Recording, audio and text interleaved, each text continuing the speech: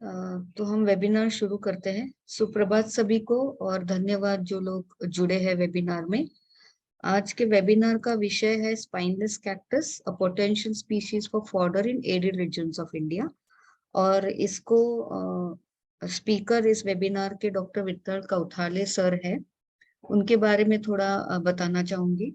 तो doctor Vitthal Kauthale, chief thematic programme executive, farm research and seed programme, pan BAIF देखते हैं। और उनको 30 साल से भी ज्यादा साल का अनुभव है। वो एग्रीकल्चर से रिलेटेड काफी रिसर्च प्रोग्राम्स या प्रोजेक्ट्स में जुड़े हैं, उनके प्लानिंग एग्जीक्यूशन में जुड़े हैं। और काफी प्रोजेक्ट्स जैसे एग्रो बायोडाइवर्सिटी कंजर्वेशन है, स्पाइनलेस कैक्टस है, फोरेज क्रॉप्स है, crop diversification, climate resilient technologies, seed production, ऐसे एग्रीकल्चर रिलेटेड रिसर्च और उसका एग्जीक्यूशन और प्लानिंग में वो जुड़े हैं। इसी के साथ आईसीआर से रिलेटेड जो कुछ भी रिसर्च प्रोग्राम्स है, बायफ और आईसीआर मिलके जो भी कर रहे हैं, उनमें भी वो लीड लेते हैं। He is a lead from BAIF. Principal investigator के तौर पर भी उन्होंने काफी रिसर्च प्रोग्राम्स में उनका लीड रहा है।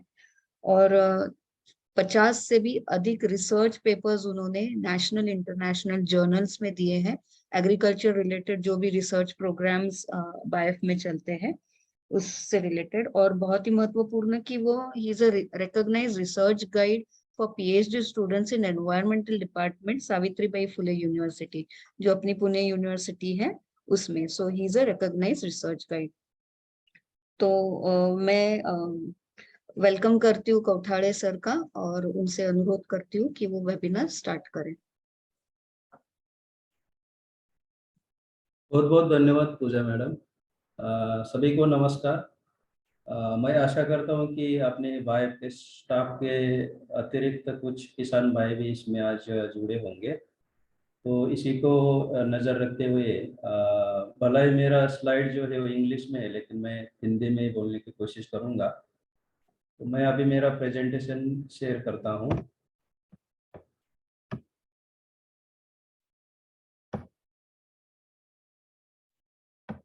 स्क्रीन दिख रही है?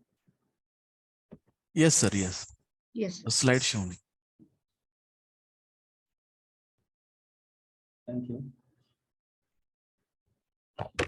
तो आज का जो वेबिनार का विषय है वो है स्पाइनलेस कैक्टस। अभी हम उनको बोल रहे हैं कि it is amazing species for arid regions of the India. तो इसका अगर थोड़ा सा हम इंट्रोडक्शन देखते हैं तो ये इसको बोलते हैं, जो साइंटिफिक या शास्त्रीय नाम है इसको वो बोलते हैं अपुन्सिया फाइकस इंडिका। इसमें जो नेटिव है वो मेक्सिको से उसका ओरिजिन हुआ है, और उसका जो फैमिली है वो बोलते हैं उसको कैक्टेसी फैमिली। वर्ल्ड वाइड इसके करीबन 122 जनराज हैं और करीबन 1600 स्पेसीज इसमें शामिल है। तो बहुत पैमाने पे इस पे डाइवर्सिटी नज़र आ रही है। उसके बाद जो भी अभी वर्ल्ड वाइड उसका कल्टीवेशन हुआ है, अभी देखते हैं कि करीबन 20 अलग अलग देशों में इसका कल्टीवेशन होता है। और मोस्टली जो अपुन्सिया फाइकस इंडिका है इसका ज़्यादा पैमाने पे प्लांटेशन हो रहा है। इसके जो अलग अलग कॉमन नेम है उसमें जैसे कि नोपाल बोलते हैं कुछ देशों में, इंडियन फिग ऑल्सो इंग्लिश नाम है इसका, प्रिकली पियर बोलते हैं, और मराठी में इसको नागफनी बोलते हैं क्योंकि इसका जो पत्ते का आकार है वो नागफनी जैसा है, इसीलिए इसको नागफनी बोलते हैं। तो इसका अगर हम थोड़ा सा परिचय ले इस स्पेसीज का, स्पाइनलेस कैक्टस का, तो इसको हम बोलते हैं कि इसको जो प्रॉपर्टीज है उसमें एक तो ये जहाँ हम सूखा पड़ता है, ड्राउट बोलते हैं, उसके लिए वो टॉलरेंट है। और जो भी अपना अलग अलग प्रकार की सॉइल है या क्लाइमेट है उसको वो अडेप्टेबल है। इसका खासियत ये है कि इसको हम जीरोफाइट बोलते हैं। जीरोफाइट मतलब बिल्कुल कम पानी में इसकी आप कल्टीवेशन कर सकते हैं। इसका और एक खासियत ये है कि इसको एक कैम फोटोसिंथेसिस हम बोलते हैं। आगे जाके मैं बताऊंगा कि कैम फोटोसिंथेसिस क्या होता है। देन इसका अलग अलग उपयोग है, जैसे हम उसको अभी 5 प्लांट बोलते हैं, जैसे कि फ्रूट है, वेजिटेबल है, फॉडर है, इसका इंडस्ट्रियल इम्पोर्टेंस भी है। और बहुत सारे वैल्यू एडेड प्रोडक्ट भी इससे, इसके फल और इसके जो क्लाइडोन हम बोलते हैं, पत्ते बोलते हैं, इससे बनते हैं। दूसरा एक इसका खासियत ये है कि ये इजीली आप पत्ता लगा के, जिसको हम बोलते हैं वेजिटेटिव प्रोपागेशन, उसके आप उसको मल्टीप्लाई कर सकते हैं, आपके खेत में लगा सकते हैं।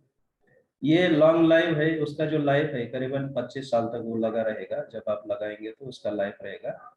और इसमें बहुत सारा आपको बायोमास मिलेगा, और ये इंस्टेंट बायोमास है, क्योंकि आप जैसे आप चाहे 6 साल में, छः महीने में या 12 महीने में, जब आपको चाहे वो आप इंस्टेंट उसका बायोमास हार्वेस्ट करके इस्तेमाल कर सकते हैं।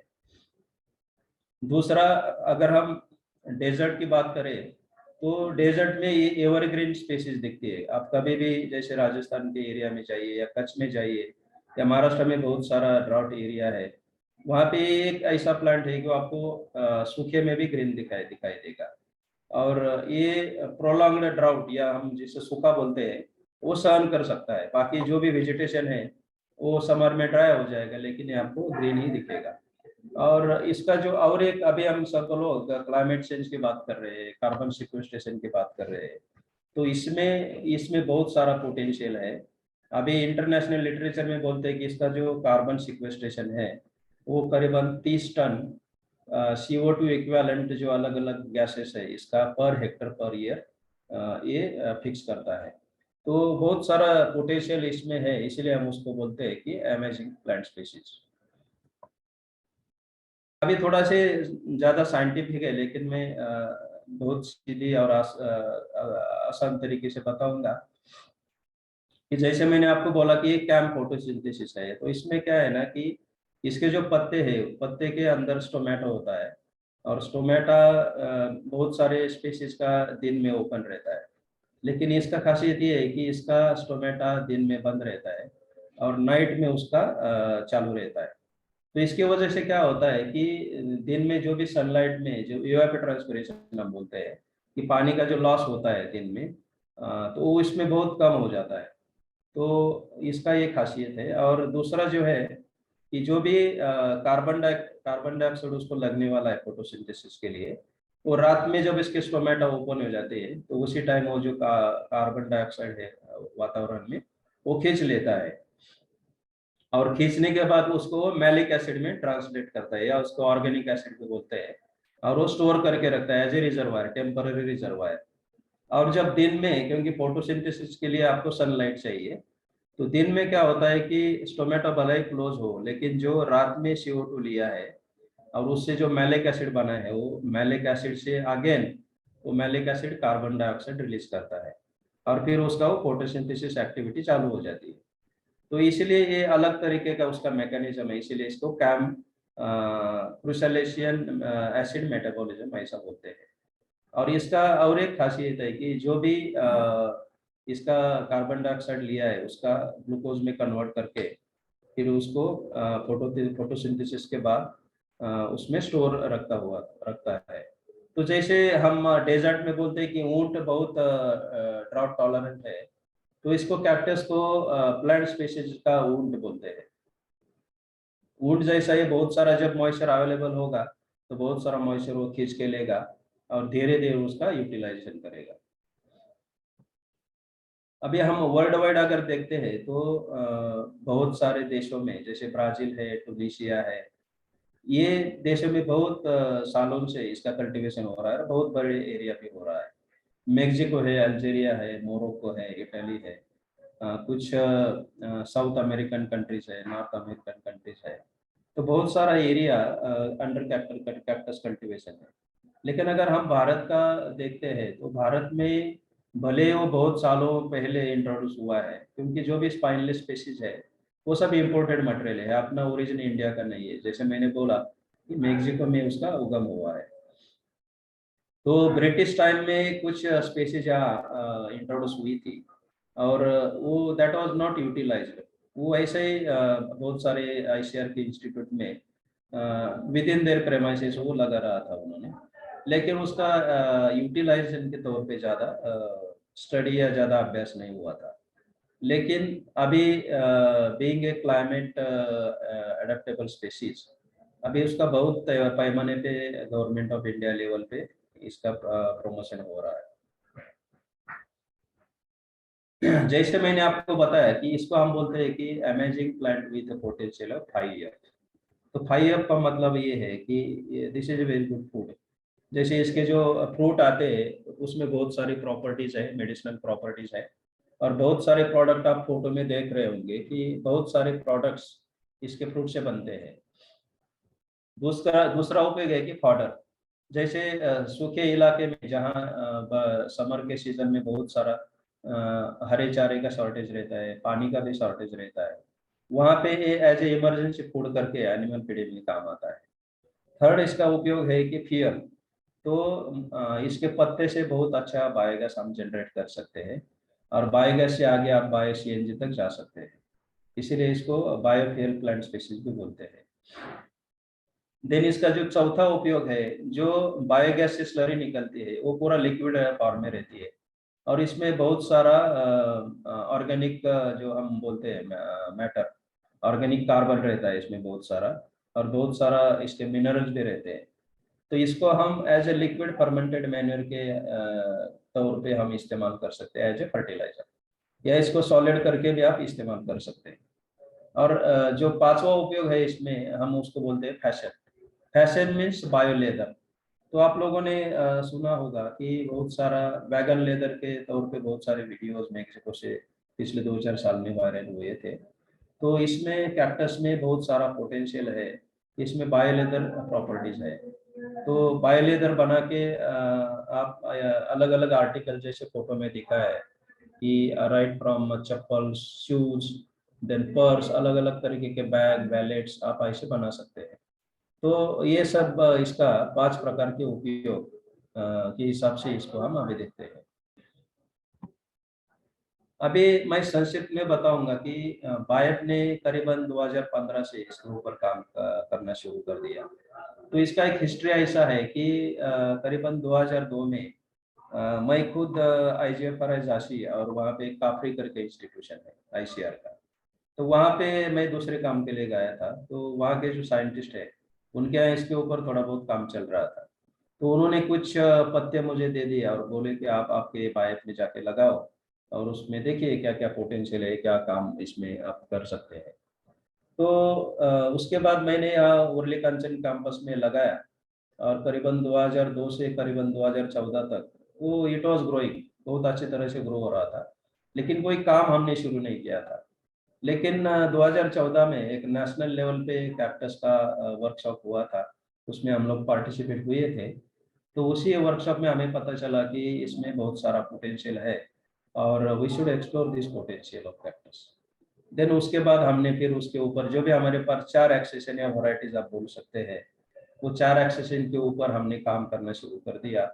और साइमल्टेनियसली हमने एक नाबार्ड को भी प्रपोजल दिया कि इसके ऊपर कुछ हम रिसर्च करना चाहते हैं। तो शुरू में हमने बहुत सारा 4 साल तक नाबार्ड के सपोर्ट से इसमें R&D किया।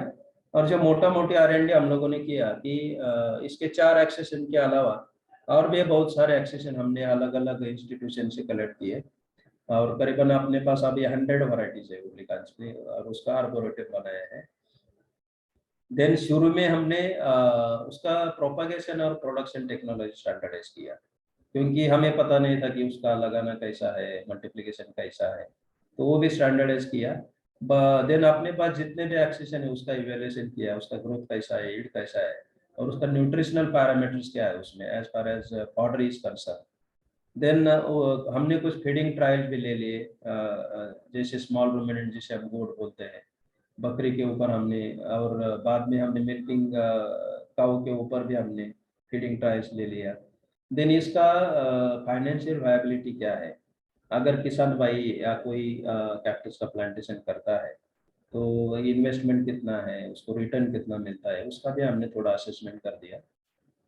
उसके बाद रिसेंटली हमने जो मैंने 5 ईयर बताया कि हम फॉडर के ऊपर तो बहुत सारा काम शुरू से किया, लेकिन बाकी जो काम है उसमें जैसे फूड है, बायो लेदर है, बायोगैस और बायो एनर्जी, उसके ऊपर भी अभी काम चल रहा है। देन बायो के जितने भी कैंपस है, आप लोगों को पता होगा कि अलग अलग राज्यों में करीबन 10-12 हमारे कैंपसेस हैं, और वहाँ भी हमने डिसेंट्रलाइज नर्सरी वहाँ पे एस्टेब्लिश किया है, और वहाँ से प्लांटिंग मटेरियल हम लोगों को दे रहे हैं। इसके अलावा जो नाबार्ड का दूसरा प्रोजेक्ट हमें मिला था उसमें इसका जो भी टेक्नोलॉजी डेवलप किया है उसको फार्मर स्पीड में लेके जाने का और वहाँ पे उसका परफॉर्मेंस देखने का। तो इसी में हमने करीबन 800 डेमोन्स्ट्रेशन अलग अलग राज्यों में, जैसे महाराष्ट्र है, गुजरात है, राजस्थान है, आंध्र प्रदेश है और कर्नाटका है। इसी राज्यों में हमने किसानों के यहाँ हर एक किसान को करीबन 100 पत्ते देके उसका परफॉर्मेंस भी हमने स्टडी किया। देन इसको अगर प्रमोट करना है तो उसके लिए हमारे पास कुछ एक्सटेंशन मटेरियल चाहिए। तो उसके लिए हमने कुछ video clips, learning e learning modules होते हैं, कुछ वीडियोज है, ये सारा हमने तैयार किया है। और नेशनल लेवल पे, इंटरनेशनल लेवल पे जो भी संस्था इसमें काम करती है उसके साथ भी हमने नेटवर्किंग और उसका कोलाब्रेशन के तौर पे भी बहुत सारा काम किया है। और recently international centre for agriculture research in dry areas, जो अलग अलग सीजी इंस्टीट्यूट है उसमें से एक है, और they are globally promoting cactus as a multiple crop. तो उनके साथ भी हमारा एमओयू साइन हुआ है 2019 में, और उनके साथ भी हम बहुत सारा काम कर रहे हैं। तो थोड़ा सा हम अभी इस स्पेसीज के बारे में और जानकारी ले लेते हैं, जैसे कि प्रोपागेशन है, उसको कैसा लगाना है, उसका मल्टीप्लिकेशन कैसा करना है। तो प्रोपागेशन के 3 तरीके हैं। सबसे आसान तरीका है वेजिटेटिव प्रोपागेशन। तो आप इसी फोटो में देख रहे होंगे कि इसका लगाने का जो तरीका है वो हमने स्टैंडर्डाइज किया। तो जैसे आप मदर प्लांट से पत्ते तोड़ते हैं तो इमीडिएटली उसको लगाना नहीं है। जैसे बाकी नेपियर में या अलग ग्रासेस में हम क्या करते हैं कि जितना जल्दी लगाए वो अच्छा रहता है। लेकिन इसमें क्या है ना कि करीबन 85% इसमें पानी रहता है। तो पानी कम करने के लिए आपको क्यूरिंग करना पड़ता है। तो करीबन 10-15 दिन आपको शेड में, छाया में उसको रखना है क्यूरिंग के लिए। और जब उसका मॉइस्चर या पानी कम होगा तब आपको उसको लगाना है। उसके बाद जो अलग अलग एज के पत्ते हैं या क्लैडोड बोलते हैं हम लोग, जैसे कि 6 महीने वाला ये छोटा है, ये 12 महीने का है, तो इसका लेके भी उसमें क्या असर होता है वेजिटेटिव प्रोपागेशन में, वो भी हमने स्टडी किया। देन जैसे कि लिमिटेड प्लांटिंग मटेरियल है और आपके पास बहुत कम पत्ते हैं, कम प्लांट्स है, तो उसको फास्टर मल्टीप्लिकेशन कैसे करें। तो इसके लिए भी हमने जैसा एक पत्ता ले लिया तो उसके करीबन 8 पीसेस, जैसे फोटो में आप देख रहे होंगे, उसके 2 पीस, 4 पीस, 6 पीस और 8 पीस भी आप कर सकते हैं। और हर एक पीस का आप नया पौधे में आप उसको प्रोडक्शन कर सकते हैं। तो उसका तरीका भी हमने डेवलप किया। और जो पीसेस हमने यहाँ बनाए उसको ऐसे पॉट में लगा के फिर उसको ग्रीन हाउस में रखने के बाद उसको स्प्राउटिंग वगैरह हो जाता है। और करीबन 3 महीने के बाद आप देख रहे होंगे कि नए पत्ते यहाँ पे आ गए हैं। और 3 महीने के बाद फिर आपको ओपन खुले में आपको छाया में, छाया से बाहर निकाल के वो पौधे का हार्डनिंग करना है करीबन 1 महीना।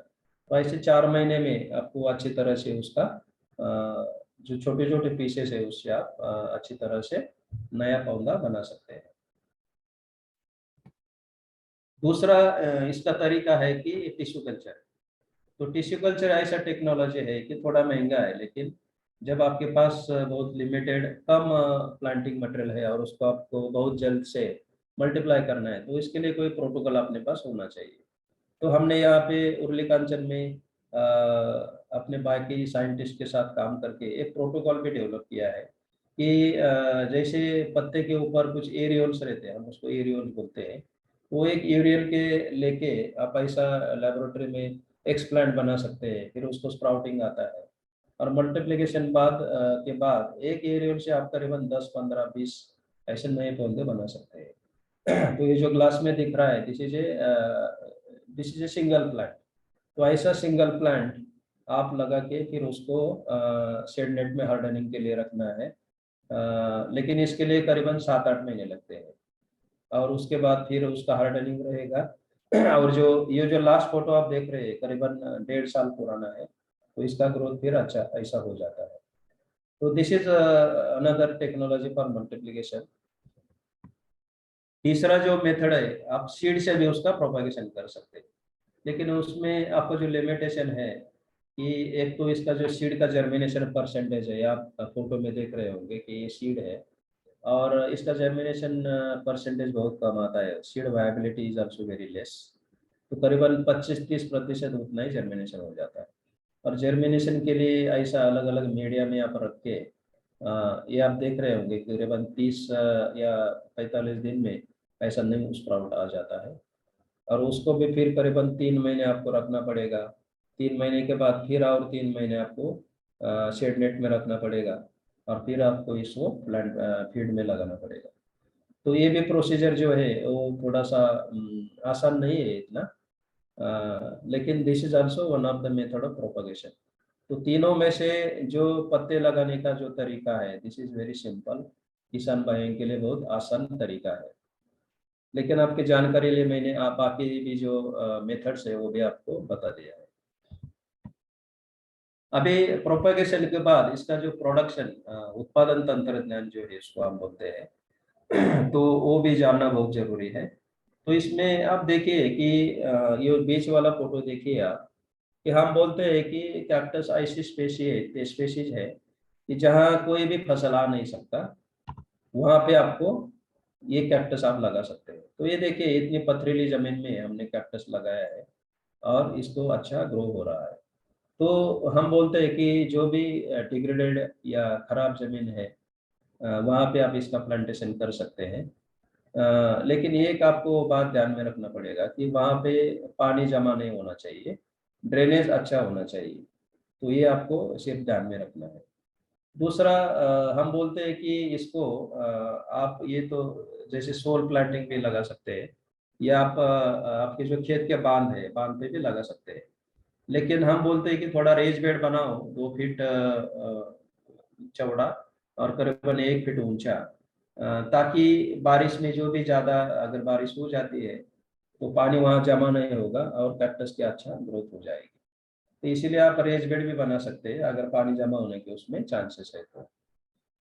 लगाने के टाइम आपको अगर 1 एकड़ में कर रहे हैं तो 5 टन आपको फार्म यार्ड मैन्योर देना है। और आपको जैसे कि 100 पौधे आप लगा रहे हैं तो हर एक पौधे को करीबन 1 या 2 किलो आपको well decomposed farm yard manure आपको देना है प्लांटिंग के टाइम। और इसका जो लगाने का समय है, अभी तो हम बोलते हैं कि जहाँ पे ज्यादा बारिश होती है वहाँ पे बारिश के दिन आप मत लगाओ, क्योंकि जैसे मैंने बताया कि ज्यादा पानी जमा होगा तो इसको सड़ जाएगा प्लांट। लेकिन जो ड्राई एरिया है अपना सूखा एरिया है वहाँ पे आप बारिश के दिन में भी लगा सकते हैं। और जैसे समर में आपको 1 साल के लिए आपको थोड़ा पानी देके उसको मेंटेन करना है। तो यह आप फोटोग्राफ देख सकते हैं कि प्लांटिंग का तरीका कैसा है। ये ऐसे जमीन में हमने प्लांटेशन किया है। और जो भी डिग्रेडेड लैंड है ये फोटोग्राफ में आप देख रहे हैं ऐसा जमीन का हमने उपयोग करके, या बीच वाला जो फोटो है ऐसा उपयोग करके इसका प्लांटेशन एस्टेब्लिश किया है। ये तो हो गया साइट सिलेक्शन के बारे में और जो सीजन है लगाने का। उसके बाद आपको जो प्लांटिंग मटेरियल है वो अच्छी तरह से आपको ऑथेंटिकेटेड सोर्स हम बोलते हैं कि कौन सा एक्सेशन है वो आपको पता होना चाहिए।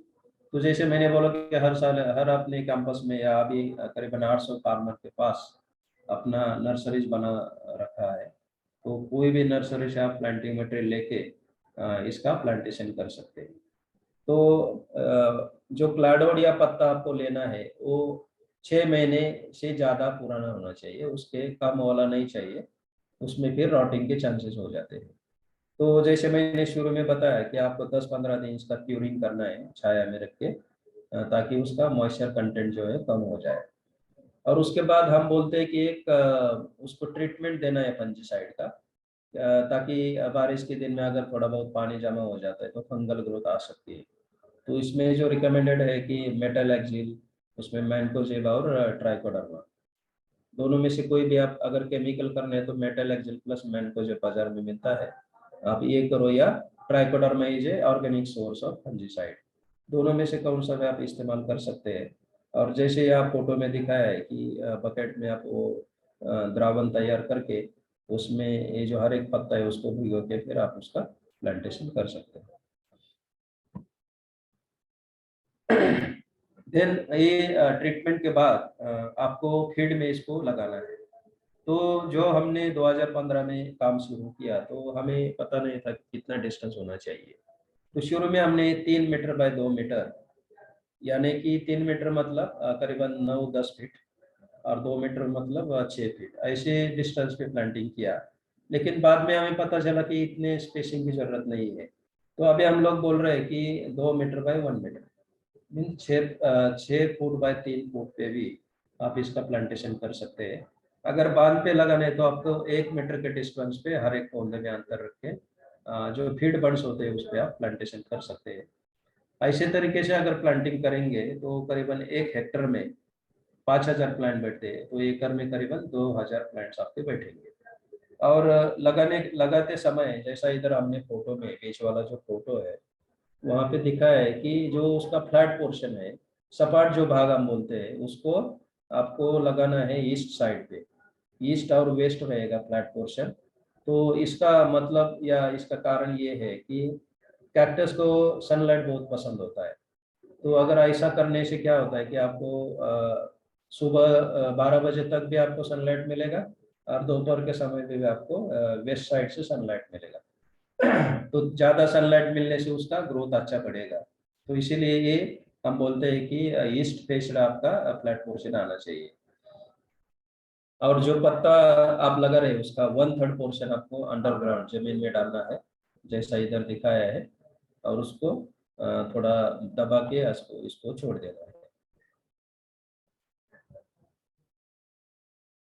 लगाने के बाद हम लोग बोलते हैं कि जैसे मैंने बताया कि ये बहुत वाटर सेंसिटिव है, अगर ज्यादा पानी इसको मिलेगा तो वो सहन नहीं होगा और इसका रॉटिंग हो जाएगा। तो इसीलिए हम बोलते हैं कि लगाने के बाद 10 दिन तक आप उसको कुछ भी पानी मत दीजिए, वो वैसा वैसा ही छोड़ दो आप उसको। और 10 दिन के बाद थोड़ा सा आप पानी दे दीजिए, जैसे कि 1 या 2 लीटर का आपको पानी देना है। और हर एक 15 दिन के इंटरवल में, अगर आप बारिश के दिन लगा रहे हो तो कोई पानी देने की जरूरत नहीं है, सिर्फ पानी जमा ना हो ये आपको ख्याल रखना है। और समर या विंटर के टाइम में आपको हर एक 15-20 दिन में 1 या 2 लीटर पानी सिर्फ पहले साल देना है, क्योंकि पहला साल जो है वो एस्टेब्लिशमेंट पीरियड होता है। तो इसलिए उसको स्ट्रेस नहीं आना चाहिए। तो जब समर के जो महीने होते हैं, जैसे कि राइट फ्रॉम मार्च अप्रैल मई जून, तो 3-4 महीने में आपको थोड़ा थोड़ा पानी देके उसको आपको जिंदा रखना है। और दूसरा एक है कि उसको वीड फ्री रखना है, उसके आजू बाजू में कोई वीड नहीं होना चाहिए, ताकि उसका ग्रोथ अच्छी हो जाए। और वीड जो है वो आपको बाय मैनुअल वीडिंग आप निकाल सकते हैं। नॉर्मली हम कोई हर्बिसाइड रिकमेंड नहीं करते, लेकिन अगर किसी को इस्तेमाल करना है तो ग्लाइफोसेट जो आता है वो करीबन 5 ml पर लीटर के हिसाब से आप इस्तेमाल कर सकते हैं, और वो आपको इसको छिड़का सकते हैं। तो नीचे आप फोटो में देख सकते हैं कि जो प्लांटेशन किया हुआ है, तो जैसे ये जो पहला फोटो है ये करीबन 1-2 महीने के बाद ये नए पत्ते आए हैं, ये करीबन 6 महीने के बाद का है। तो ऐसा धीरे धीरे उसका 6-8 महीने में अच्छा ग्रोथ उसको पकड़ जाएगा। तो ये सब प्लांटेशन हो गया, साइट सिलेक्शन हो गया, प्लांटेशन हो गया, मेंटेनेंस कैसे करना है वो हो गया। और अभी बायोमास हार्वेस्टिंग की जब बात आती है तो इसमें आपको हम सजेस्ट करते हैं कि अगर आपने उसका अच्छा केयर किया है, अच्छा मेंटेन किया है, तो 1 साल के बाद आप उसके पत्ते काट के इस्तेमाल करना आप चालू कर सकते हैं। लेकिन अगर आपका मेंटेनेंस अच्छा नहीं है तो वो 2 साल तक आपको रुकना पड़ेगा, ताकि उसका जो ग्रोथ है, एस्टेब्लिशमेंट है, वो अच्छी तरह से होना चाहिए। और अगर 1 साल के बाद आप काटना चालू करेंगे तो आपको कम ईल्ड मिलेगा। तो इसीलिए हम लोग बोलते हैं कि 2 साल के बाद काटो। तो जो एवरेज बायोमास यील्ड है, तो ये जो एवरेज है हम लोगों ने निकाला है कि जो अलग 5 राज्यों में हमने प्लांटेशन किया है, फार्मर के यहाँ भी किया है, जैसे कि बाड़मेर में डेजर्ट में किया है, कच्छ में किया है, Anantapur is also very dry area. जमीन भी अलग अलग प्रकार की है और हवामान भी अलग अलग प्रकार का है। तो ये पूरा सभी प्लांटेशन का हमने एवरेज निकाला है, तो करीबन 30 से 40 टन 1 हेक्टर में इसका बायोमास यील्ड आता है 2 साल से। और ये ज़्यादा भी हो सकता है, करीबन 50, 80 और 100 तक भी जाता है, लेकिन इट डिपेंड्स अपॉन आप उसका देखभाल कैसा कर रहे हैं। और जैसे मैंने बोला कि 2 साल के बाद अगर आप इसका हार्वेस्टिंग चालू करेंगे तो तीसरे साल, चौथे साल, 5वें साल वो बढ़ता जाएगा। और 5वें साल के बाद आपको जैसे 40 टन से आपने चालू किया, तो 5वें साल में आपको करीबन 100 टन आपको इससे 1 हेक्टर में आपको बायोमास यील्ड मिलेगा। और इसका जो हार्वेस्टिंग का समय है वो आप इसका इस्तेमाल किसके लिए कर रहे हैं उसके ऊपर भी डिपेंड है। अगर आपको जानवर को खिलाना है तो 6 महीने के बाद भी आप इसका एज पर योर रिक्वायरमेंट इसके पत्ते जैसे फोटो में दिखा है कि काटते समय आपको एक ध्यान रखना है कि इसका जो फ्रेमवर्क है ना, हमने नीचे वाला एक पैड लगाया था या एक पत्ता लगाया था, उसके ऊपर 1-2 पत्ते आ गए, उसके ऊपर आ गए, जैसे फोटो में आप देख रहे होंगे। तो नीचे का एक बेस है, करीबन एक के ऊपर एक या दो ऐसा फ्रेमवर्क आपको हमेशा के लिए रखना चाहिए। और जो पहला बार आप काट रहे हैं तो आगे के जो पत्ते हैं तो इसके ऊपर आ जाएंगे। इसीलिए उसका जो फ्रेमवर्क है अलग अलग तरीके का हो सकता है। तो शुरू में हमने अलग अलग तरीके से हार्वेस्टिंग चालू कर दिया। जैसे कि आप इधर देख रहे होंगे कि एक ही पत्ता नीचे रखा था, तो एक पत्ते के ऊपर आप देख रहे होंगे कि ये नए पत्ते आ गए। तो अलग अलग जैसे जहाँ जहाँ एरियल्स होता है वहां से उसका स्प्राउटिंग आ जाता है। और यही पत्ता देखिए आप करीबन 3 महीने के बाद इतने सारे पत्ते उसके नए आ गए, और 6 महीने के बाद नॉर्मली ऐसा ग्रोथ हो जाता है। तो इस तरीके से आपको उसका बायोमास हार्वेस्टिंग करना है और अलग अलग तरीके से आपको उसको इस्तेमाल करना है। और हम लोग बोलते हैं कि अगर आप साल में एक बार इसका बायोमास हार्वेस्टिंग कर रहे हैं तो बायोमास हार्वेस्टिंग के बाद आपको थोड़ा सा नाइट्रोजन उसको डालना चाहिए।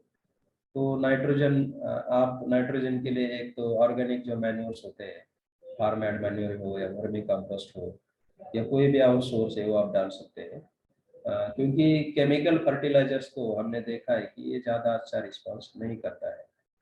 फिर भी अगर आप डालना चाहते हैं तो करीबन यूरिया आप इसमें थोड़ा बहुत डाल सकते हैं, या इंटीग्रेटेड अप्रोच आप थोड़ा यूरिया और थोड़ा फार्म एंड मैन्योर ऐसे ऐसा भी आप इस्तेमाल कर सकते हैं। देन जो यूटिलाइजेशन ऑफ बायोमास, जो भी आपने मैंने बोला अभी कि जैसे आपने बायोमास हार्वेस्ट किया, एक तो आप उसका इस्तेमाल कर सकते हैं feeding to small and large ruminant. छोटी बकरी है या भैंस है या गाय है, इसके लिए आप फीडिंग के लिए इस्तेमाल कर सकते हैं। और दूसरा ये तरीका है कि इस्तेमाल का कि अगर किसी को प्लांटिंग मटेरियल की डिमांड है तो उसके लिए भी आप इस्तेमाल कर सकते हैं। लेकिन प्लांटिंग मटेरियल के लिए आपको वो जो पत्ते हैं वो करीबन 7-8 महीने या 1 साल पुराने होने चाहिए, तो तभी उसमें अच्छी तरह से आप रीजनरेशन या ग्रोथ अच्छा मिलेगा। और तीसरा जो उपयोग है इंडस्ट्रियल सप्लाई, क्योंकि जैसे मैंने बताया कि बहुत सारे अलग अलग प्रोडक्ट्स इसके बनते हैं। अगर उनके लिए चाहिए तो आप 6 या 8 महीने में हार्वेस्ट करके आप उसको सप्लाई कर सकते हैं। तो यहाँ पे आप देख सकते हैं कि अगर एनिमल फीडिंग के लिए आपको इस्तेमाल करना है तो ऐसे आपके छोटे छोटे पीसेस बना के, अगर गोट है तो गोट के लिए थोड़े छोटे पत्ते बनाने पीसेस बनाने पड़ेंगे। और अगर बड़े जानवर है जैसे कि गाय है भैंस है तो इससे थोड़े बड़े भी चलेंगे। तो इस तरीके से आपको उसको पत्ते को काटना है। उसके बाद हमने इसका न्यूट्रिशनल इवेल्युएशन भी किया और इसमें हमने पाया कि इसमें मिनरल बहुत सारे हैं, जैसे calcium, then phosphorus, potassium, manganese, sodium. और इसमें जो ये है प्रोटीन प्रोटीन करीबन 7-8% इसमें आपको मिलता है। और ड्राई मैटर जो है वो जैसे मैंने बताया कि इसमें पानी 85 to 90% होता है, तो करीबन 10 या 15% इसमें ड्राई मैटर होता है। तो इसीलिए हम बोलते हैं कि अगर पाउडर में आपको इस्तेमाल करना है तो गर्मी के दिन में या सूखे के दिन में इसका आप इस्तेमाल करो। इससे क्या हो जाता है कि जानवर की हरे चारे की जो रिक्वायरमेंट है वो भी फुलफिल हो जाती है, और उसका जो पानी का रिक्वायरमेंट है वो भी फुलफिल हो जाता है। तो फीडिंग ट्रायल में हमने बकरी को फीडिंग का करीबन 90 दिन का ट्रायल लिया था, और ये बकरी किसान की थी। यहाँ उर्ली कंचन में नजदीक में जो गांव है वहाँ पे हमने ये बकरी के ऊपर एक कंट्रोल ग्रुप था और एक ट्रीटेड ग्रुप था। तो इसमें हमने देखा कि 90 दिन के ट्रायल में कंप्लीट होने के बाद देखा कि एक जो गोट है बकरी है करीबन 3 किलो से भी ज्यादा कैप्टस खा जाती है। और इसका एक मतलब है कि करीबन 25 या 30% जो हरा चारा है आप इसको रिप्लेस कर सकते हैं through cactus feeding. Along with जो अगर चरने के लिए बाहर जाती है बकरी तो उसके अलावा इसकी रिक्वायरमेंट इतनी आती है। और इसका जो 90 दिन के बाद हमने देखा कि बकरी के जो बॉडी वेट है उसमें कुछ बढ़त पाई हम लोगों ने। तो ये ट्रायल लिया था अडल्ट गोट और किड्स, छोटे छोटे जो किड्स होते हैं उसमें भी लिया। किड्स जो है करीबन 700 ग्राम तक खा जाते हैं, और उसमें भी बहुत सारा बॉडी वेट गेन और डेली वेट गेन भी हमने पाया। और जैसे मैंने बताया कि जो वाटर इनटेक है बहुत करीबन 30% 30-40% कम पाया गया। तो ये भी इसका एडिशनल बेनिफिट है। दूसरा जो हमने ट्रायल लिया वो मिल्किंग काउज में लिया, वो भी ट्रायल करीबन 90 दिन का था। और ये जो ट्रायल है जो क्रॉसब्रीड हमारी गाय है, संकरित गाय, हमारे कैंपस में, उर्ली कंचन कैंपस में एक 90 दिन का ट्रायल हमने ले लिया। और इसमें हमने देखा कि एक गाय करीबन 8 किलो तक कैक्टस खा लेती है। और यहाँ भी हम लोग 25% जो ग्रीन पाउडर है वो कैक्टस से रिप्लेस कर सकते हैं। और इसमें हमने देखा कि कैक्टस फीडिंग फीडिंग से जो दूध देने वाली गाय है उसका परफॉर्मेंस अच्छा रहा। उसका जो टोटल बॉडी वेट है या डेली बॉडी वेट है उसमें बहुत सारा हमने बढ़ोतरी पाई। और जो मिल्क प्रोडक्शन है उसमें भी थोड़ा सा बढ़ोतरी पाया। और दूसरा इम्पोर्टेंट बेनिफिट ये है कि जो मिल्क क्वालिटी है उसमें भी सुधार आ गया। और उसमें प्रोटीन या एसएनएफ जो है वो थोड़े से पैमाने पे उसमें इंक्रीज हो गया। अल्दो ये सिग्निफिकेंट नहीं है लेकिन उसमें हमने बढ़ोतरी पाई ड्यू टू कैक्टस फीडिंग। तो कैक्टस फीडिंग के लिए मैं एक थोड़ा बताना चाहता हूँ कि अगर पहली बार आप बकरी हो या गाय हो इसको अगर खिला रहे हैं तो शुरू में आपको आदत डालनी पड़ेगी।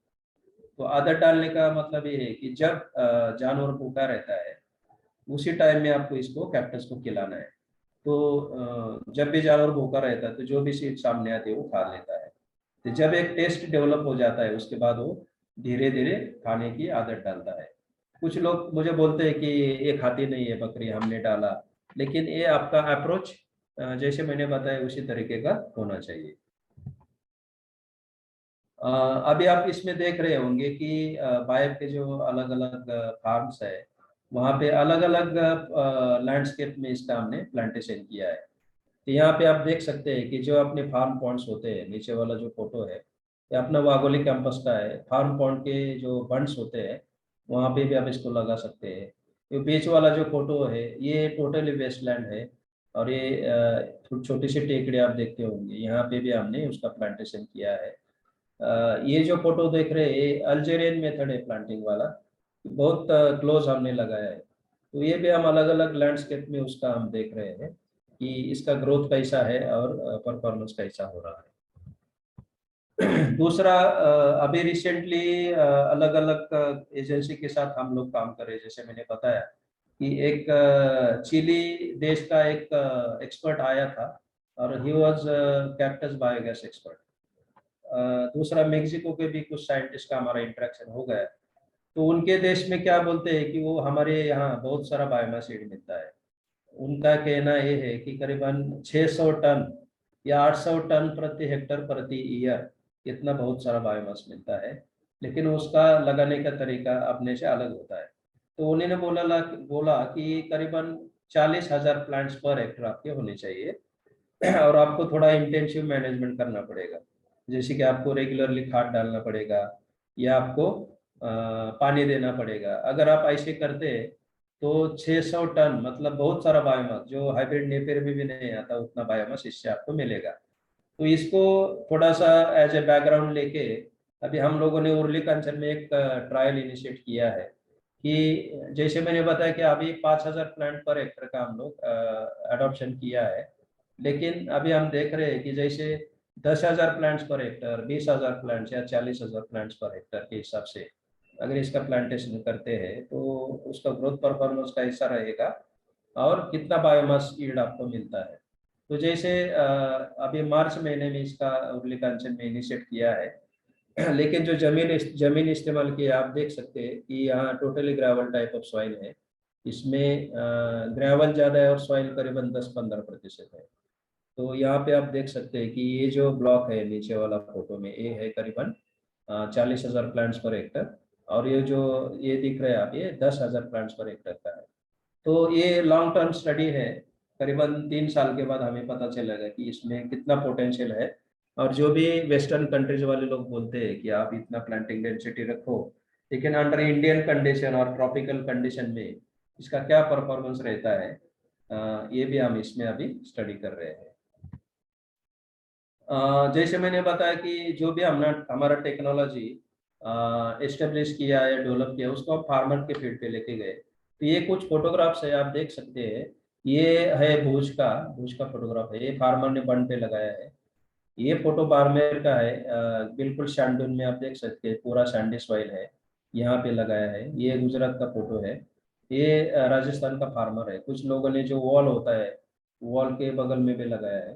तो अलग अलग फार्मिंग सिस्टम में इसका आप प्लांटेशन कर सकते हैं। दूसरा, कुछ फार्मर जो महाराष्ट्र के हैं, आप यहाँ देख सकते हैं कि महाराष्ट्र के फार्मर ने भी कुछ हमने दिया था, बहुत अच्छी तरीके से उन्होंने ग्रो किया। ये तेलंगाना का फोटोग्राफ है, आनंदपुर का, बहुत अच्छा ग्रोथ है यहाँ पे। तो इसी तरीके से हमने आंध्र प्रदेश, महाराष्ट्र, अलग अलग स्टेट में उसका प्रमोशन किया है।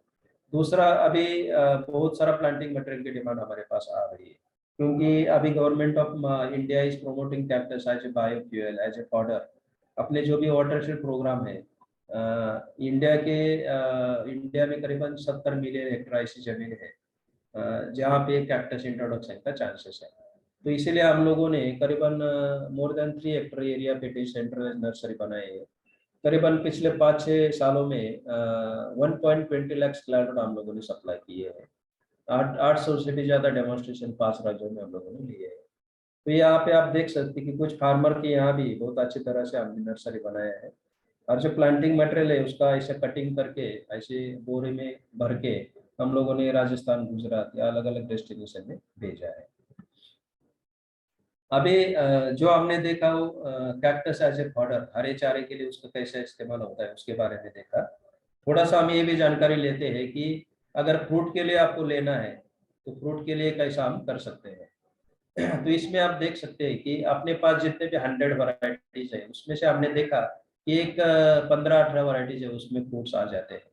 लेकिन मैं आपको एक बताना चाहता हूँ कि पाउडर के लिए उसका एग्रोनॉमी या मैनेजमेंट अलग है और फ्रूट के लिए अलग है। अगर फ्रूट के लिए आपको करना है तो आपको फ्रिक्वेंटली काटने से नहीं चलेगा। पत्ते जो है आपको सिर्फ थोड़ा ट्रेनिंग या प्रूनिंग करना पड़ेगा, लेकिन उसको आपको ग्रो करने से आपको उसको ये करना पड़ेगा। अगर पाउडर के लिए कर रहे हैं तो हर साल आप उसको काटेंगे, तो अकॉर्डिंगली जो भी एग्रोनॉमी है उसका वो आपको अडॉप्ट करना पड़ेगा। और फ्रूट का जो स्पेशलिटी है, इसमें आप देखिए बहुत सारे मिनरल्स है इसमें, अलग अलग तरीके के फाइबर है, कार्बोहाइड्रेट्स है, विटामिन और प्रोटीन्स है इसमें। और ये ऐसा प्रोटीन होता है, यहाँ पे आप देख सकते होंगे, हर एक पेड़ में करीबन 10-15 तक हमें फ्रूट्स मिले। और इसमें 2 टाइप के फ्रूट्स होते हैं, एक रेड कलर के होते हैं और एक येलो कलर के होते हैं। तो हम लोगों ने उसको काट के उसका मॉर्फोलॉजी स्टडी किया। हर एक फ्रूट का करीबन 100 ग्राम का वजन होता है। और जो ब्रिक्स या स्वीटनेस हम लोग बोलते हैं, तो 16% हमें उसमें स्वीटनेस मिला। जस्ट फॉर कंपैरिजन मैं आपको बताता हूँ कि जो हम शुगर केन का स्वीटनेस देखते हैं तो करीबन 20-22% होता है। तो आप लोग देख सकते हैं कि 16% मतलब it is as good as strawberry, जैसा उसका टेस्ट होगा, स्वीटनेस होगा। उसके अलग अलग प्रोडक्ट भी हमने ट्राई किए, जैसे उसका बहुत अच्छा सा शरबत आप बना सकते हैं और उसमें बहुत सारी मेडिसिनल प्रॉपर्टीज भी है, जैसे मैंने बताया। तो इसका जो जूस है, it is very good for anaemia control. जो एनीमिया होता है महिलाओं में, अगर कैक्टस का फ्रूट का जूस इस्तेमाल होता है तो 25% फास्टेस्ट रिकवरी इसमें मिलती है। देन अलग इसका जो उपयोग है, जैसे मैंने बताया कि it is a very good bio energy crop. तो बायोगैस और बायो एनर्जी के लिए अगर इसको प्रमोशन करना है तो इसका जो स्पेशलिटी है, जैसे मैंने बताया कि हाई ड्राई मैटर कंटेंट, तो पर हेक्टर के हिसाब से आपको करीबन 10 टन से 100 टन तक आपको ड्राई मैटर मिलेगा। देन इसमें जो बायोगैस पोटेंशियल है, ये 0.36 क्यूबिक मीटर हर 1 किलो के ड्राई मैटर के पीछे। और इसमें जो प्रॉपर्टीज है आप देख सकते हैं, कैक्टस बेस्ड बायोगैस में 50 से 60% मीथेन कंटेंट है और बाकी अदर गैसेस है। और अभी ये जो फोटो देख रहे हैं हम वर्धा में, अलंग विथ इकार्डा, और जो एक स्त्री काय सर्विसेज के साथ हम लोग काम कर रहे हैं। और यहाँ पे डॉक्टर गिरिराज सिंह जी जो अपने यूनियन मिनिस्टर है वो भी शामिल हुए थे। तो we have successfully demonstrated how biogas can be generated by using cactus, और बहुत अच्छी तरह से उसका डेमोन्स्ट्रेशन हो गया। और उसके साथ अभी नेशनल लेवल पे चल रहा है कि how we can promote cactus as a biogas. और जैसे मैंने बताया कि ये जो स्लरी निकल के आएगी as a liquid, that is a very good liquid fertiliser. तो उसमें करीबन 43% कार्बन होता है और नाइट्रोजन जो है करीबन 1% होता है। तो CN रेशियो हम जिसे बोलते हैं, it is a very good and it is a very good organic manure, organic source for plant as a plant fertiliser. तो ये भी बहुत सारा इसमें हम उपयोग कर सकते हैं। बाकी जो इसका उपयोग है जैसे कि कैक्टस फॉर फैशन, जैसे कि बायो लेदर इसको अगर बनाना है तो इसके लिए हमने जो CSIR का इंस्टीट्यूट है त्रिवेंद्रम में केरला में, national institute for interdisciplinary science and technology NIIST, इनके साथ हमने टाइप किया है अलॉन्ग विथ स्त्री काय सर्विसेज प्राइवेट लिमिटेड, ए प्राइवेट एंटिटी है। हम लोगों ने उनको कैक्टस के पत्ते भेजे थे और उससे हमने इंग्लिश ने एक प्रोटोकॉल तैयार किया लेदर बनाने का। और आप देख सकते हैं कि जो पत्ता होता है उससे ऐसे इस तरीके का रॉ मटेरियल उन्होंने बनाया, रॉ लेदर, और उसको थोड़ा ट्रीटमेंट देके अलग अलग ये करके इस तरीके से शीट्स, लेदर शीट्स उन्होंने बनाया है। और उनका एक कहना है कि करीबन 3 किलो हरे पत्ते से करीबन ये 2 फीट या 2 फीट बाय 1 फीट का ऐसा एक शीट तैयार होता है। और उसी एक शीट से आप 2 पेयर ऑफ चप्पल या 2 पेयर ऑफ शूज आप बना सकते हैं, या पर्स बना सकते हैं, अलग अलग वैलेट्स बना सकते हैं। तो अभी ये टेक्नोलॉजी, ये प्रोटोकॉल इज रेडी। और जो स्त्री काय सर्विसेज है इन्होंने ये पूरा लाइसेंसिंग उनसे किया है। और अभी स्त्री काय और BAIF is coming together for commercial manufacturing of this leather. तो इसमें बायप जो है उनको टेक्नोलॉजिकल जो भी ये है बैकअप वो बायप की तरफ से होगा। और उसका कैक्टस प्लांटेशन के लिए प्रमोशन अपने जो भी फार्मर्स है अलग अलग राज्यों में जिनके पास जमीन है, सूखा सूखा भी है, पानी भी नहीं है, अंडर यूटिलाइज जो भी जमीन है, हम इसमें इस्तेमाल के लिए ला सकते हैं। और बहुत अच्छी तरह से उससे रिवेन्यू जनरेशन भी आगे जाके मिल सकता है। तो अभी हमने शुरू किया है कि अलग अलग स्टेट में किसानों का ट्रेनिंग भी हम लोग ले रहे हैं अलग अलग प्रोजेक्ट से, ताकि इसका प्रचार प्रसार हो जाए। तो इसके लिए हम जो Indian grassland and fodder research institute है IGFRI झांसी, उनके साथ भी हम टेक्नोलॉजिकल पार्टनर के तौर से काम कर रहे हैं। और NABARD is also one of the supporter for this programme. अभी इसका प्रचार प्रसार के लिए बहुत सारा एक्सटेंशन मटेरियल हम लोगों ने बनाया है। जैसे कि टीवी प्रोग्राम हम लोग कर रहे हैं, रेडियो टॉक हो रहा है एयर इंडिया के माध्यम से, एग्रोवन जो पॉपुलर न्यूज़पेपर है उसमें जा रहा है, कुछ स्टोरी कवरेज हो रहा है जैसे कि down to earth is very reputed magazine, हम कुछ वीडियो डॉक्यूमेंट्री भी बनाए हैं। और ये सब हम इसके लिए प्रचार प्रसार के काम में इसको इस्तेमाल कर रहे हैं। कुछ वेबिनार भी हम लोग ले रहे हैं, जैसे आज ले रहे हैं वैसे कुछ सिक्योरिटी वीक के माध्यम से भी हम लोग वेबिनार इसका ले रहे हैं। और इन नेटवर्किंग के तौर पे हम लोग जैसे मैंने बताया इकार्डा के साथ है, IGFRI झांसी है, काफरी है, एक ड्राई ग्रो फाउंडेशन करके है, निस्ट है। तो अलग अलग इंस्टीट्यूशन, नेशनल इंटरनेशनल इंस्टीट्यूशन पे हम टाइप कर रहे हैं। और ये अलग अलग विजिटर जो है, जैसे कि इकार्डा के जो रीजनल कोऑर्डिनेटर है for New Delhi, he has visited our Urli Kanchan. Then NIIST के डायरेक्टर है, इकार्डा के साइंटिस्ट है यहाँ उर्ली कांचन में आके उन्होंने भी यहाँ पे अपने इनपुट दिए हैं। This photo is mister Rodrigo from Chile, he is a international expert in cactus biogas, उनका भी विजिट हुआ है और उनका टाइप चल रहा है। मैंने खुद जॉर्डन जाके इकार्डा के साथ कुछ ट्रेनिंग प्रोग्राम भी ट्रेनिंग लिया है कि how to maintain cactus for different purposes, जैसे मैंने बोला फ्रूट के लिए है या पाउडर के लिए। तो इसी तरीके से हमारा नेटवर्किंग भी हो रहा है।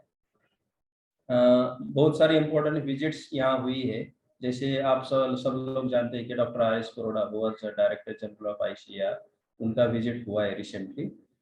देन अभी रिसेंटली इंदिरा ई के CEO और उनकी टीम भी विजिट किया है उन्होंने इधर मुरलीगंज में। देन डॉक्टर शाप्रियल from Israel he has visited, ये कनाडा का मैंने बताया। और ये recently joint secretary ministry of rural development, department of land resources, government of India, उन्होंने भी विजिट किया है। और उनका बहुत सारा डिमांड है कि हमें कैक्टस के प्लांटिंग मटेरियल चाहिए for plantation at different states. तो उनके साथ भी हमारा अभी टाइप चल रहा है, how to collaborate among them.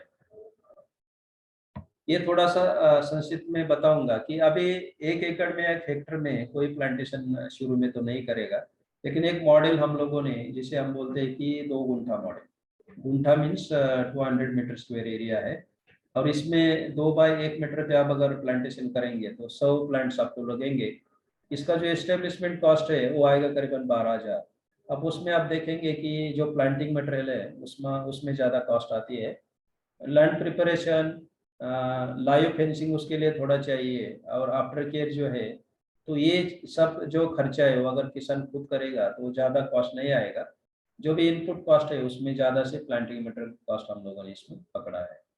और इसका अगर हम इकोनॉमिक्स देखते हैं, तो जैसे 1 साल के बाद या 2 साल के बाद आप इसके पत्ते काटने शुरू करेंगे, तो 1 साल के बाद आपको करीबन 1000 पत्ते इसमें से मिलेंगे। जैसे कि हर एक प्लांट को 10 पत्ते हमें पकड़ के चले तो 1000 मिलेंगे, दूसरे साल बढ़ेंगे, तीसरे साल और बढ़ेंगे।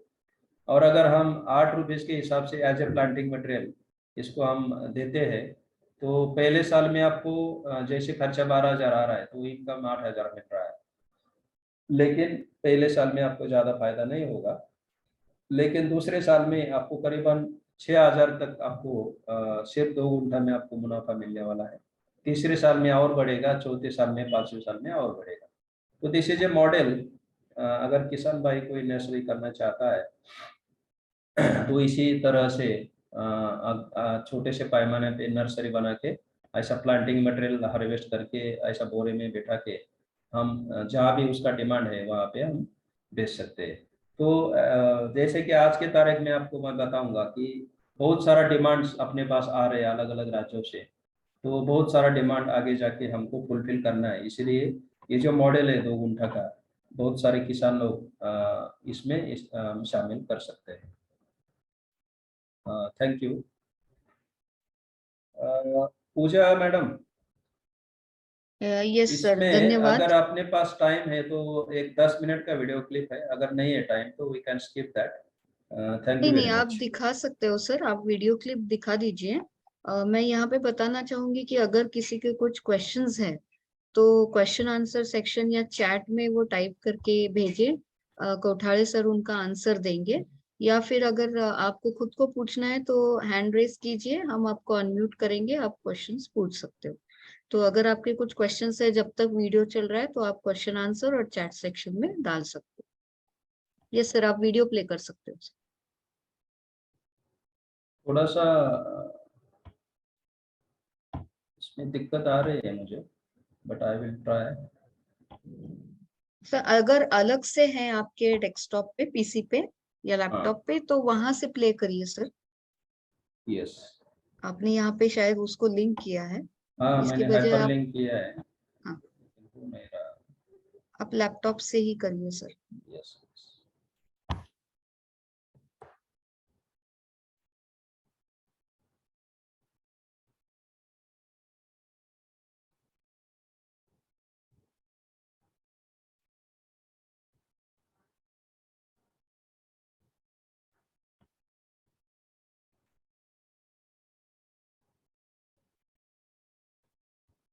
इसमें इंग्लिश कॉपी है और मराठी है, तो मैं इंग्लिश कॉपी लगाता हूँ।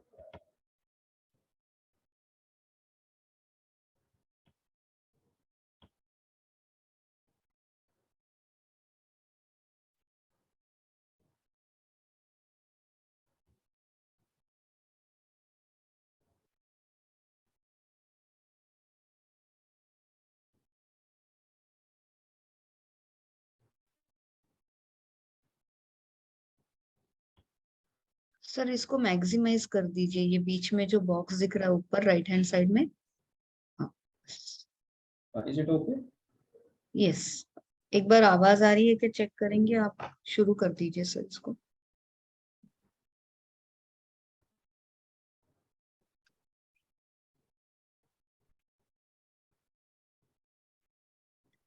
प्ले नहीं हो रहा है शायद। हाँ। हाँ, आवाज आ रही है। नहीं सर।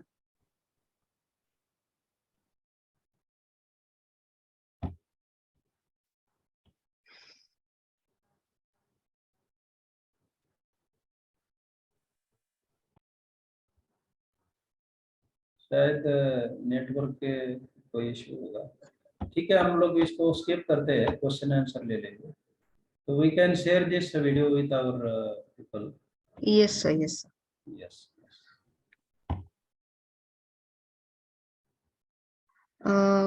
एक क्वेश्चन आया है, उत्कर्ष जी पूछ रहे हैं, where to sell the cactus raw material. हाँ, अभी जैसे मैंने बताया कि बहुत सारे अलग अलग पैमाने पे इसका इस्तेमाल हो रहा है। कि जैसे मैंने बोला कि पाउडर के लिए इस्तेमाल है तो किसान भाई खुद लगा के उसका इस्तेमाल कर सकते हैं। लेकिन इंडस्ट्री के लिए जैसे कि बायोगैस बनाना है या बायो लेदर बनाना है, तो उसके कुछ बायर्स हम लोगों ने आइडेंटिफाई किए हैं।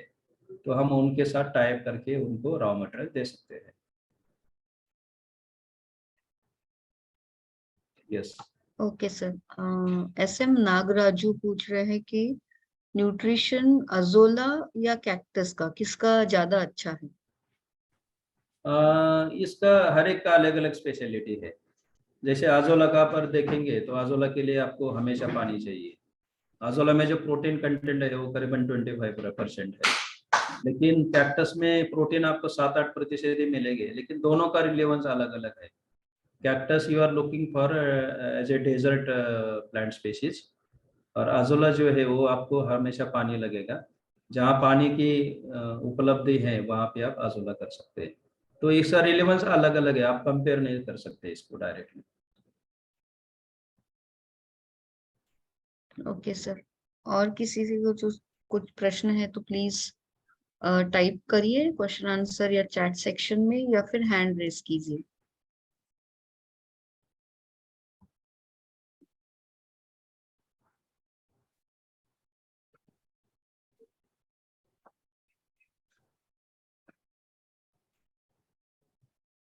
यस। मंगेश, राघवेंद्र दुबे, उनको, हाँ। यस दुबे जी, अनम्यूट करिए और आपका प्रश्न पूछिए। हाँ, आवाज आ रही है डॉक्टर साहब? नमस्कार। यस यस, नमस्ते नमस्ते। काफी अच्छा आपने जो है डिटेल बताया फार्मर्स के लिए, स्पेशली हमारे राजस्थान प्रोग्राम्स के लिए काफी बेनिफिटेड है। अभी जैसे आपने बताया कि हम अपने प्रोग्राम्स में, आवाज आ रही है सर ना? यस यस, आ रही। जैसे आपने बताया अपने प्रोग्राम्स में हम जो है बाड़मेर में हमने स्टार्ट किया था, और अभी डिफरेंट वाटरशेड डिपार्टमेंट में डिफरेंट फार्मर्स को और डिफरेंट प्रोजेक्ट को जो है हमें लगता है कि हम विद इन 15 डेज जो है करीब करीब जो मोर देन 6000 क्लाइडोट्स जो है देने वाले हैं, प्रोवाइड करने वाले हैं। ओके। और आपसे बताऊं जो है अभी जो है गवर्नमेंट डिपार्टमेंट जो है जो राजस्थान का गवर्नमेंट डिपार्टमेंट डिफरेंट गौशालाओं में लगाना चाह रहा है। तो ओके। गौशालाओं में काफी अच्छा जो है इसका एक ऑर्डर के रूप में जो है देख रहे हैं। तो अभी अप्रोच तो कर रहे हैं, लेकिन हमारे पास इतना मटेरियल हम जो है अभी प्रोवाइड नहीं कर पाएंगे। हो सकता है आपसे भी कुछ किसान ने, कुछ लोगों ने बात भी किया होगा। तो हमारा ये प्रयास है, हमारा जो आईटीसी का प्रोग्राम चल रहा है बीकानेर में जो है, इसको हम अपने फार्मर्स लेवल पे जो है इसको जो है 200 प्लांट्स प्रोवाइड करने वाले हैं। और आगे आने वाले समय में करीब करीब जो है 6 महीने 1 साल के बाद जो है हम तमाम मटेरियल जो है हम प्रोवाइड कर पाएंगे। तो हम डिफरेंट प्रोग्राम्स में इसको शामिल किए हैं, बाड़ी प्रोग्राम्स में। तो आपकी जानकारी के लिए हम थोड़ा सा आपको जो है शेयर करें जो है, और काफ़ी अच्छा जो है राजस्थान के कॉन्टेक्स्ट में इसकी जो है काफ़ी डिमांड है। और अपना तो काफ़ी वाटर से डिपार्टमेंट के साथ में जो है एक बायफ ऑलरेडी जो है इनके साथ लगा हुआ है। जो सिल्वी पास्चर में भी जो है इसकी जो है काफ़ी कुछ डिमांड आ रही है। तो जस्ट एक जो है आपसे शेयर करने का एक ही वो था कि आपसे थोड़ा सा बता दूं अपने राजस्थान के कॉन्टेक्स्ट में।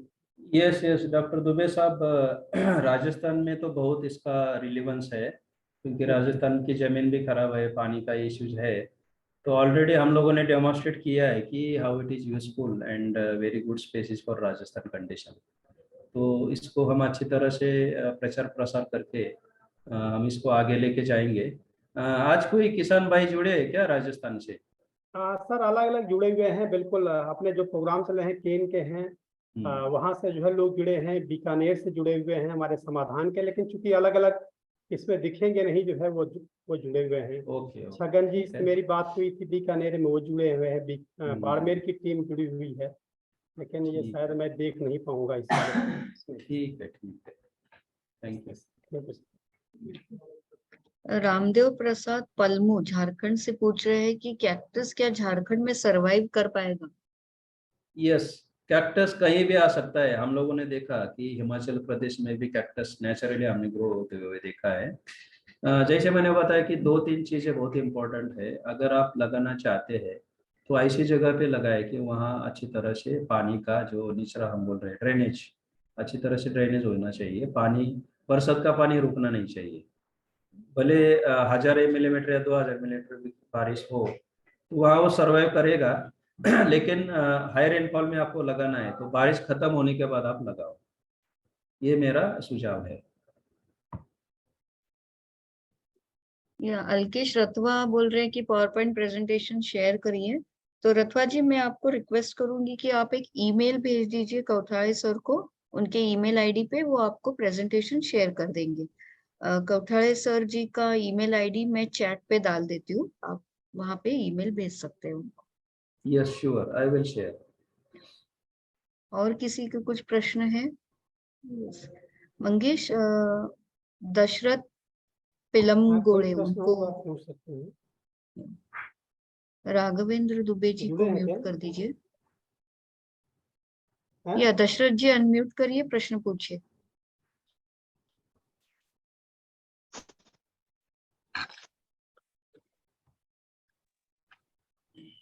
दशरथ जी प्रश्न पूछिए। Yeah, madam. Yeah, vegetative growth. आपकी आवाज ठीक से नहीं आ रही है।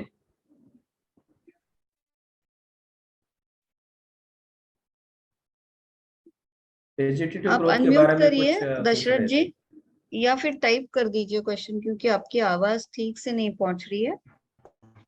ट्राई करिए एक बार, नहीं तो क्वेश्चन टाइप करिए। यस, पूछिए प्रश्न दशरथ जी।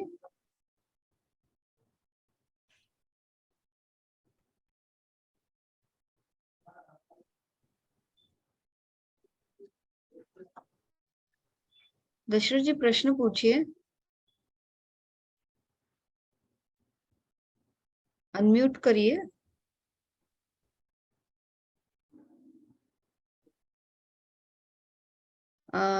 तब तक और एक प्रश्न आया है अनम्यूट शरद किया है त्रिपाठी। उन्होंने, दशरथ जी ने। बोलिए बोलिए दशरथ जी, सर। बोलिए। यस ये सुन रहा है सर? यस यस, अभी आवाज आ रही है आपकी। ये वेजिटेटिव प्रोपेगेटर क्या? Yes yes,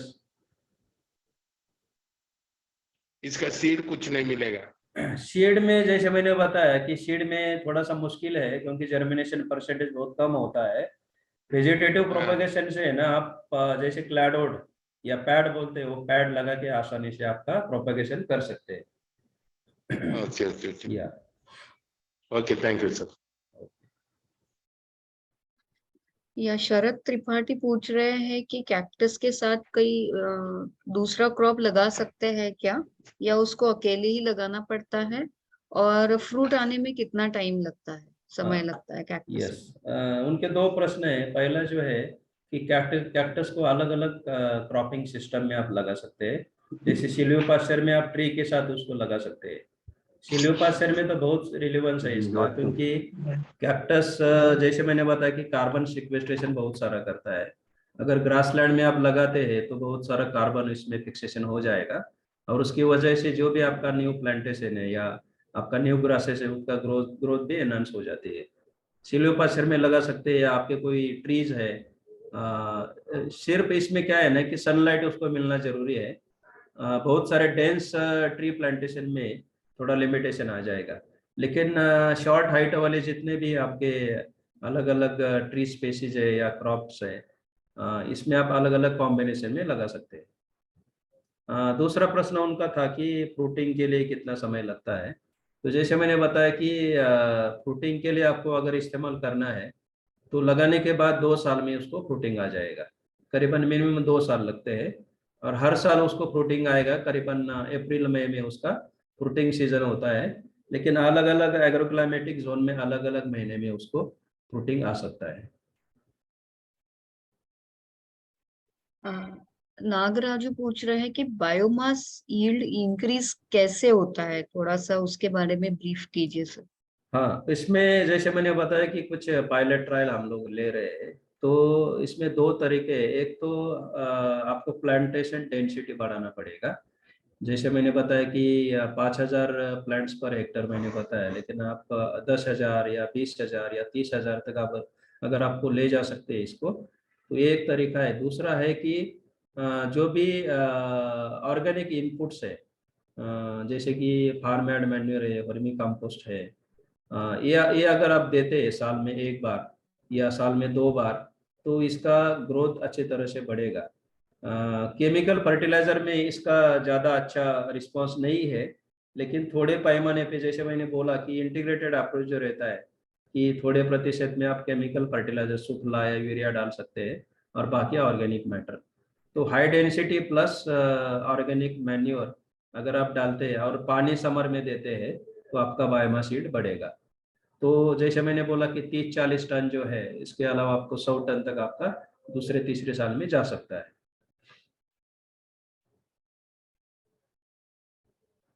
yes, thank you sir. और किसी के कुछ प्रश्न हैं?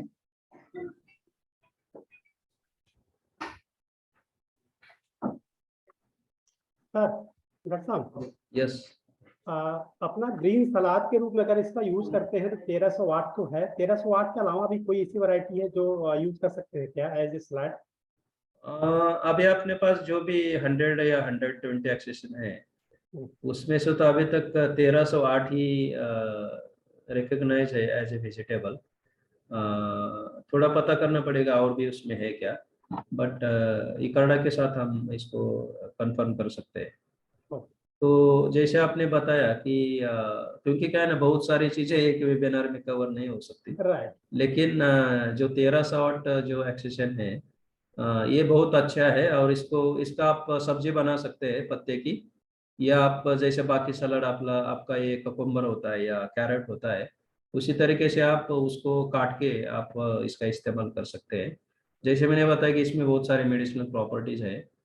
पैड का अगर जूस आप 1 महीने में कंटिन्यूसली लगातार लेंगे तो आपका जो ब्लड शुगर है वो ड्रास्टिकली रिड्यूस होता है, और बहुत सारे मिनरल्स या विटामिन इससे मिलते हैं। Yes.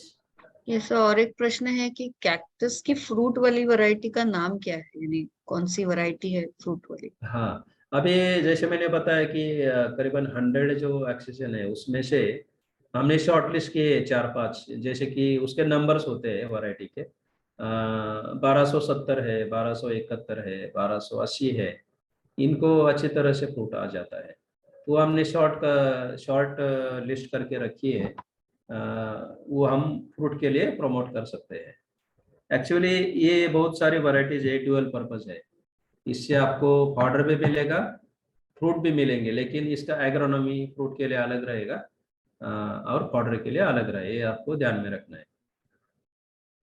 Yes Mangesh, yes, Kumar. Pramod Kumar ji unmute करिए और प्रश्न पूछिए।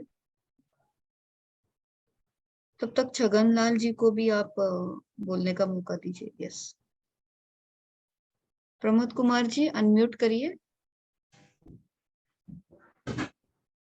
पूछिए। छगन लाल जी पूछिए प्रश्न। सर नमस्कार। नमस्कार। नमस्कार छगन। छगन लाल बोल रहा हूँ बीकानेर से। हाँ बोलिए। सर हम 10 वाड़ी लगाना चाह रहे हैं इस सीजन में। ओके। 10 प्लॉट लगाएंगे कैक्टस के। तो उसके अंतर्गत से सर हम जैसे 1,000 स्क्वायर मीटर में लगाएंगे एक प्लॉट। Okay okay. तो उसके अंदर स्पेसिंग क्या रखे sir? Spacing plus nutrient management के लिए क्या क्या दे सकते हैं? हाँ, जैसे मैंने आपको बताया ना कि अभी हम 5000 प्लांट्स 2 मीटर बाय 1 मीटर का रिकमेंडेशन कर रहे हैं। लेकिन अच्छा। अगर आपका इस्तेमाल किस लिए होगा इसके ऊपर स्पेसिंग डिपेंड करता है। एक्सक्लूसिवली अगर आप ऑर्डर के लिए करना है तो मैं बोलूंगा 1 बाय 1 मीटर पे आप इसका स्पेसिंग रखिए। ऑर्डर के लिए कर रहे हैं सर? हाँ, ऑर्डर के लिए ना तो 1 बाय 1 मीटर आपका अच्छा रहेगा। ठीक है सर। तो प्लांट टू प्लांट 1 मीटर और रो टू रो 1 मीटर। या रो टू रो 1 और प्लांट टू प्लांट 1। जैसे आपका 1000 स्क्वायर मीटर आप बोल रहे हैं ना, जी। उसमें 1000 प्लांट्स आपके बैठ जाएंगे। 1000 स्क्वायर मीटर में 1000 प्लांट। Yes yes. अच्छा। और सर इसके न्यूट्रिएंट मैनेजमेंट के लिए क्या क्या अपन यूज कर सकते हैं? खाद कौन सी खाद यूज कर सकते हाँ, हैं? तो शुरू में आपको जब आप लगाएंगे ना तब फार्म एंड मैन्योर आपको डालना है करीबन 1 या 2 किलो अच्छा वेल डिकम्पोज्ड फार्म मैन्योर। जी। ठीक है। तो हर एक बारिश के सीजन में आपको साल में एक बार डालना है फार्म एंड मैन्योर। और समर में अगर आप पानी देंगे तो उसका ग्रोथ अच्छा रहेगा, क्योंकि बीकानेर में मुझे लगता है पानी की आपका शॉर्टेज रहेगा। जी अगर सर। पानी नहीं देंगे पहले साल तो आपको देना ही पड़ेगा at least 1 in a month. 1-2 litre हर एक पौधे को आपको देना पड़ेगा। जी सर। और अगले साल से वो बारिश के ऊपर आ जाएगा। लेकिन जी अगर सर। पानी देते हैं तो बायोमास ईल्ड बढ़ेगा, जैसे मैंने आपको बताया शुरू में। जी सर। पानी नहीं है तो बायोमास थोड़ा लिमिटेड रहेगा उसमें। ये कंस्टेंट है। जी सर। और कौन सी वेराइटी सूटेबल रहेगी इसके लिए? हाँ, उसमें जैसे मैंने बोला ना 100 एक्सेशन में हमने 4-5 शॉर्टलिस्ट किए है। जी। जैसे 1270 है, कुछ नए एक्सेशन अभी कारण से मिले हैं, तो 4-5 जी। हमने शॉर्टलिस्ट किए, उसमें से आपको हम सप्लाई कर सकते हैं। अच्छा। और इसका हमारे पास एक ब्राउचर भी है, दुबे साहब के पास होगा। वीडियो भी है, कुछ ई लर्निंग मॉड्यूल भी है, उससे आप ज्यादा जानकारी आप इसमें ले सकते हैं।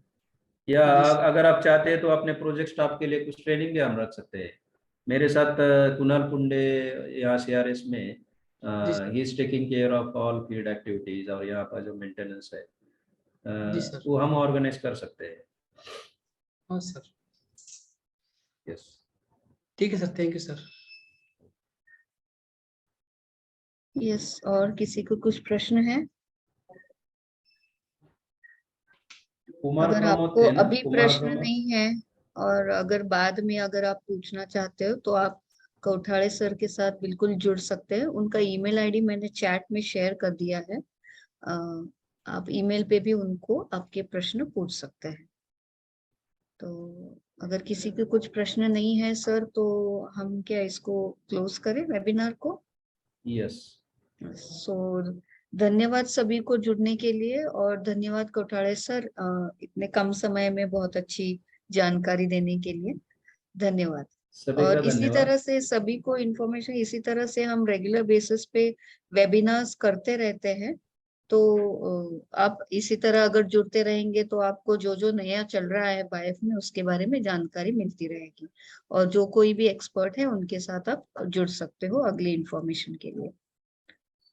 Yes sir, thank okay, you thank you very सभी को। Much, thank you very Yes. Much.